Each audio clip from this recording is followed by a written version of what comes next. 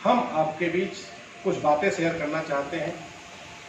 प्राचीन काल से लेकर के और देश में आज़ादी के बाद 26 जनवरी 1950 को जिस दिन संविधान लागू हुआ, उस दिन के पहले के दौर देश में ने बहुत कुछ देखे, दुनिया ने भी देखे।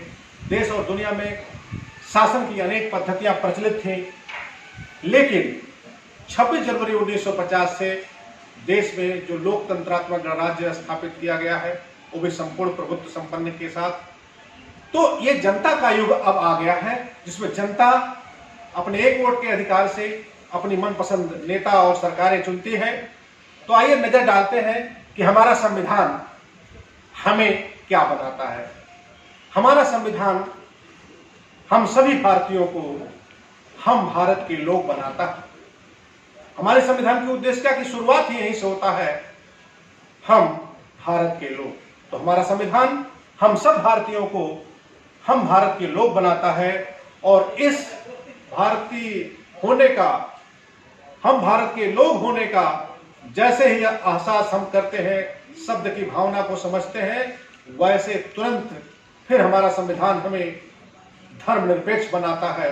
और धर्मनिरपेक्ष की कसौटी पर हिंदू हो, सिख हो, मुसलमान हो, ईसाई हो, बौद्ध हो, जैन हो, इत्यादि जो कुछ भी जो लोग हमारे देश के नागरिक हैं मौजूदा समय में, वो सब हम भारत के लोग की श्रेणी में आते हैं।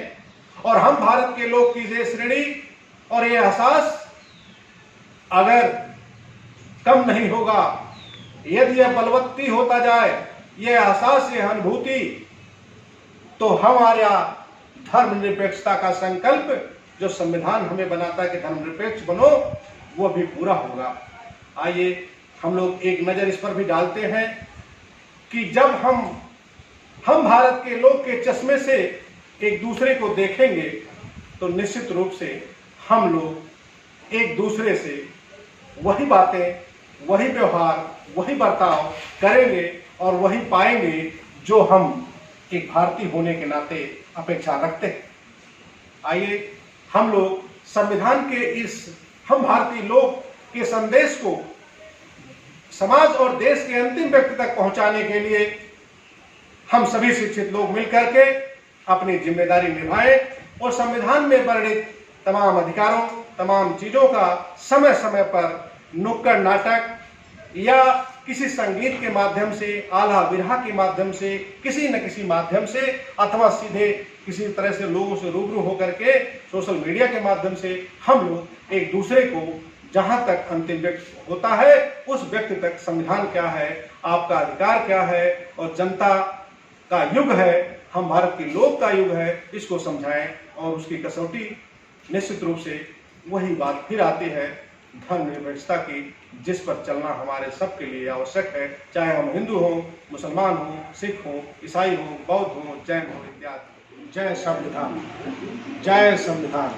आइए संविधान की बातों को, संविधान के उद्देश्यों को जन जन तक पहुंचाने का हम सब मिलकर बीड़ा उठाएं। जय संविधान।